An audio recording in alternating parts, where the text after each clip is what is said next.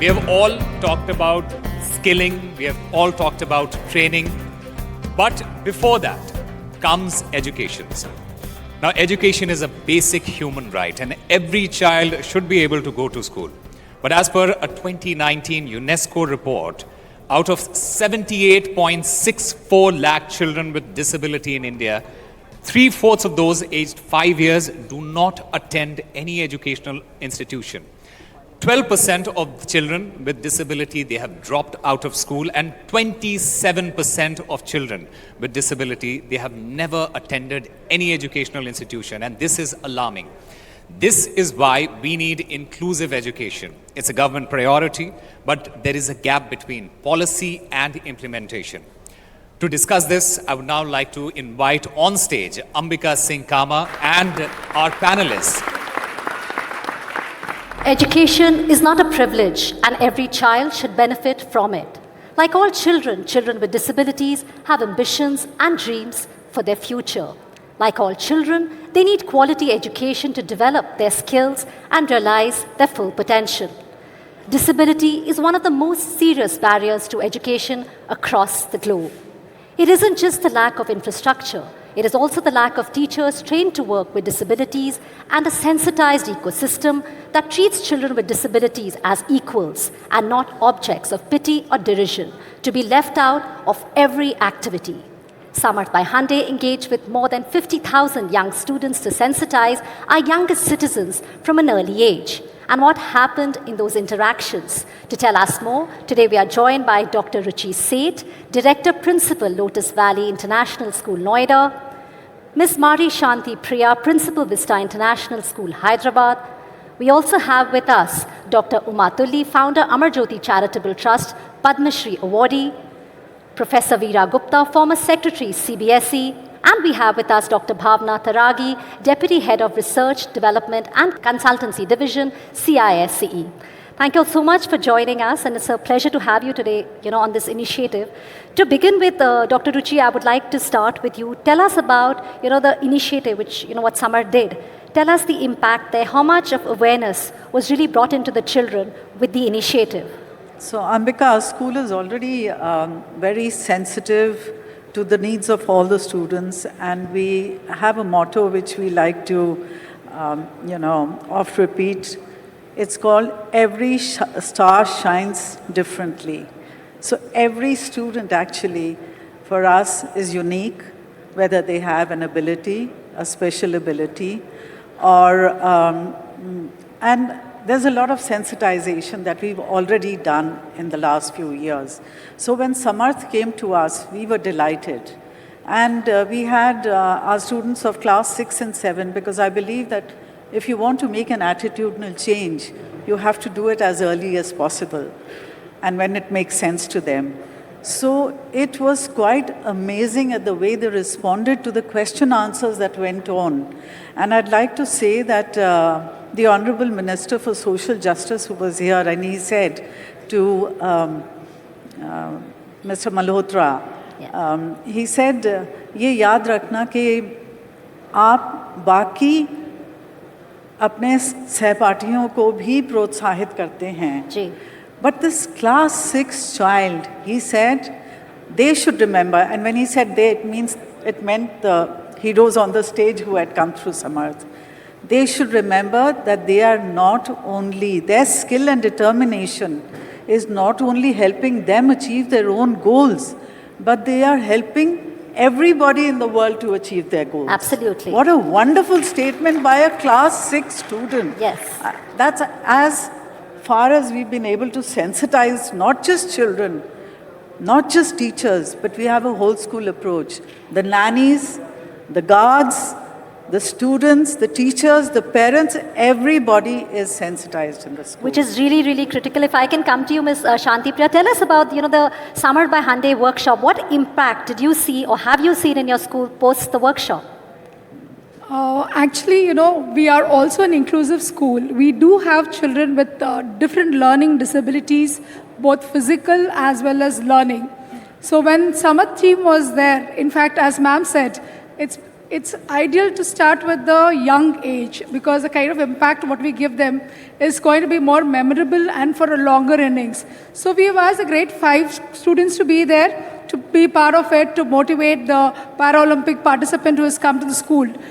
The children were so enthusiastic looking at them, and they made a statement saying that though we are all fit, we all always keep cribbing about everything. But there are people who are deprived of so many things, yet the kind of motive they have, the kind of enthusiasm, the zeal they have to achieve in life, that is something which is very, very memorable and touching for them. And they felt that they have to have more students of such kind of disability to be part of the school so that they can help or at least be part of their journey in their life. I think that's really well put and extremely critical for every child. And like you said, to be sensitized. Dr. Tilly, I wanted to, come to you here. You've been doing this really since 1981. You've helped nurture the dreams of so many children. What innovative methods or programs has Amar Jyoti been using in the last 4 decades to enhance education and support children? And most importantly, I think the holistic approach that you use. If you can please take us to that. Right.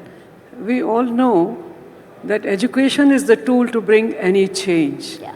And to bring this kind of change, we need a holistic approach. In Amar Jyoti, we have every facility in the campus, like medical care. Inclusive education, of course, is the prime thing, but to make it implementable, we have skill training, we have capacity building courses in physiotherapy, in teachers training in special education, NIOS, IGNU, and we also have inclusive sports and cultural activities. That is what has made it possible. And the thing really that worked for us is the convergence of resources involving government, community, having CBR, community-based rehabilitation program, reaching out to the philanthropic donors, liaison with our institutions, and this kind of convergence has really made it possible. Looking for volunteers all the time and looking for funds. I'm a professional beggar. I think collaboration, convergence, like you rightly said, is very critical, and it really brings an impact. Professor Veera, if I could come to you here, you brought up a child with a specific learning disorder. If you could just take us through your journey, how it has helped you in the field of education as well. Thank you, Ambika. Certainly, when I had my daughter and I recognized that she is dyslexic, and that too early 2000, so that time it was neither in academic documents nor in policy documents that dyslexia was recognized as a disorder or disability. RPWD came in 16. By the time she had already enrolled in medical college. So if you see her KG certificate, school performance record, and today she is a public health professional in Johns Hopkins. Oh, wow. So the journey of my child from KG, when SLD is recognized only when the child goes to school. Prior to that, it is a very bright, naughty, intelligent child. Only in the school, the child becomes poor performer. So the entire history I have written in an article that is published also, and it is very educative, motivating, and learning for all the parents, because dyslexia is a hidden condition. Maybe many of us could be dyslexic, but we don't know. But it is the advocacy group and many people who have worked towards this condition and brought it in RPWD Act that today we recognize it as one of the condition. But it took us a lot of time to write a policy how it should be identified and certified. It was as late as 2020 when High Court gave a judgment that how it should be diagnosed and certified. And now these children are getting some reservation and those facilities. But it is there, and these children are generally with emotional and all other depression or anxiety problems because their condition is not recognized and people are not able to give that kind of a support. And this population is maximum in number. So these are 20% in any population out of the disability. But we have identified only 1% as per UDICE data. And in our colleges, even I am a professor in Jamia, there is none enrolled with SLD identified child. So we still have in higher education orthopedic and blind who are coming, but other hidden disabilities are not really reaching higher education. So I think hidden disabilities is something which is extremely critical, and I'm just going to, repeat the lines what the Honorable Minister said. Every student can learn, just not in the same day or in the same way. So for that, I would like to come to you here, Dr. Bhavna. Could you give us an overview or tell us about how the board is implementing, its comprehensive guidelines to support students with diverse needs, especially when we're looking at concessions? Like Professor Veera also just said, how does it help the students here? Yeah, thank you, Ambika. So the CISE board, the philosophy of the board is that schools are for all. And the responsibility of making them accessible and giving them engaged learning environments to all children lies with the board. It lies with the affiliated schools. The board supports the children with diverse needs through a comprehensive policy where we are not just offering support measures to children who are having benchmark disabilities. The board has gone ahead and is offering the same concessions and benefits to children who are at the borderline of disabilities also. So I think the borderline intellectual functioning and children who are not meeting the benchmark of 40% yet are lagging behind in their learning trajectories because of certain disabilities or conditions. The board is offering them ample support. Another landmark decision of the board was pertaining to providing support to students who are having sensory processing disorders. We are allowing students we are facilitating them, the students on the autism spectrum, the Asperger's syndrome children, to visit the examination center a day or two prior to be able to familiarize with the environment. We are also facilitating building rapport with the adult prompters, with the readers, the scripters. We are doing that. Also, we are allowing them to wear their earphones, use the assistive devices that they usually have been learning with during their school time. So I think the board is looking at supporting all students. Wonderful results we have observed. Yes. We are delighted with the kind of performance shown by our children with special needs in our board examinations. And we hope to continue doing much more. Thank you. Thank you. Thank you for sharing that because there is a lot. But we're talking about solutions. We know inclusive education is critical, but we also know, Dr. Ruchi, that there are gaps. What can we do or what more can be done to create greater access here? So I think it's very important that the leadership team, the management, the principal, the key leaders should desire that they make a change. And this should translate into action. What I see through my experience is that there's a big gap between the rural and the urban. As you go into the interiors of the country, the gap begins to show very rapidly. And it's not just the infrastructure. There are schools where we have insisted, we have as members of the inspection committee, we've gone and we've said you don't have a ramp or something. We're giving you this much time, so please make the necessary infrastructure. That is easy to convert. But what is difficult is the mindset and the attitude to make resources available, train teachers to cater to the needs, the special needs of people with special needs. Just taking from what you said, mindsets and attitudes, parents here play a very critical role. Yes. I would like to ask you here, Ms. Shanti Priya, how can we make parents understand, or they have, they have a resistance that their children could have a learning disability? Again, coming to our country, I feel it's still a taboo to know that your child is disabled. So, it's not just the parents, because the way people look at them, that makes the difference. It's the attitude and the approach of the society at large. So when the children danced over here at this platform, I felt that we have given them a hope, a faith. There is a very big community out there which is ready to, willing to accept them, to make them part of their life. So which is very important for us to make parents who have got these children with learning disabilities to feel that we are there to help them, not to make them feel that they have given birth to a child who's going to be dependent on them for the rest of their life, not just on them, also on the society. So that's where we have to, kind of reach out to the parents.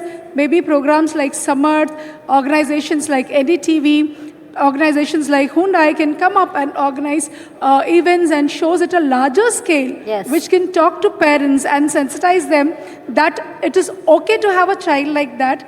There is a larger group which can accept them and support them. If something like that Absolutely. can be done, I think that would be great. Absolutely. Professor Veera, you work closely on policy making. Do our boards have system in place for identification, diagnosis, certification, as well as intervention of students with specific learning disability? See, specific learning disability is a group of 5 conditions. Dyslexia, reading problems; dysgraphia, writing problems; dyspraxia, balance problem; ADHD, and dyscalculia. So maybe we see that in our education system, there are people who can read, write well, but when it comes to maths, they fear. Or there are some people who can read, but their writing is very, very poor. So since these 5 conditions can vary within a child and also among the children, so identification is very difficult. Prior to RPWD and after Nimhan's battery, it was a school assessment only. Yes. What they write, which we call curriculum-based assessment. And we had SNDT University's Smriti Swaroop, who had given one checklist. Today we have very nice checklist which is called Prashast, prepared by NCERT, which is a very good tool in the hands of all Absolutely. the teachers. In fact, we've spoken about so many things and we're running out of time. I just want to talk about mental health. I think that's a very critical issue. But before I come for the last question to you, Dr. Tuli, Dr. Bhavna, tell us about the mental health issues. We've seen post-COVID, a lot of children are dealing with depression, stress. What initiatives is the board implementing or trying to do to support children so that they can handle their mental well-being or improve their mental well-being at this point? Yes, Ambika, definitely we've seen a surge in the diagnosis of depression and anxiety amongst children in the schools now.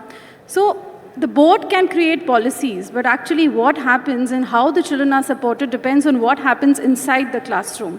Inside the classroom, it is the teacher who is the academic leader of the class, and the teacher needs to be empowered to first diagnose that there is a problem, to be able to scan, to be able to screen, and then to be able to give the mental first aid, the psychological first aid that is required.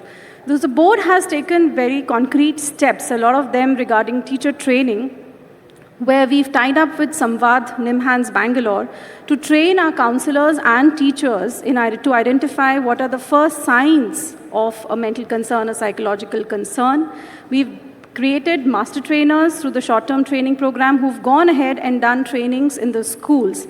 Also, we're doing a kind of a monitoring and evaluation where we seek reports from the school as to what are the kind of cases that they are finding and how we can support. Even in the support measures that we have extended, mental illnesses are being covered as per the RPWD Act. And special concessions are granted with adult prompters for children who are having psychological disorders as well.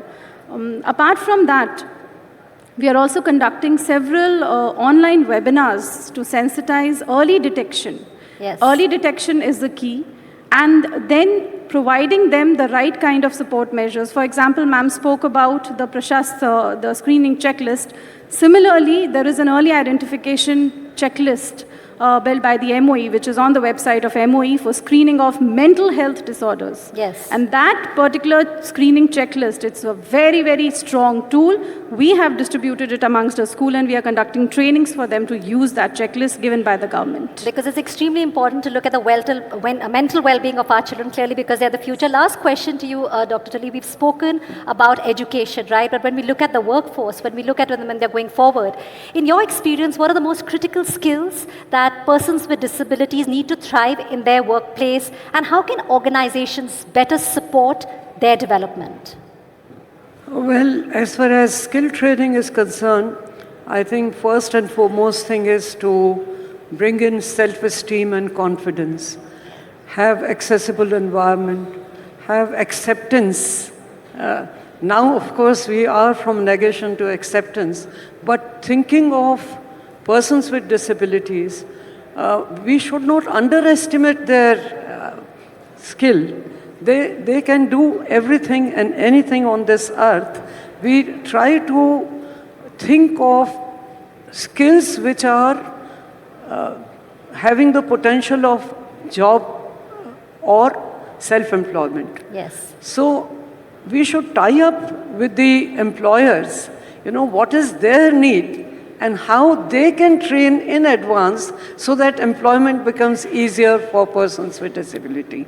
Most of the time, we forget that Ministry of Social Welfare and Empowerment has already published more than 3,000 jobs for persons with disability and diverse disability, Yes. And those jobs can be kept in mind. And many a times we forget that they are persons first.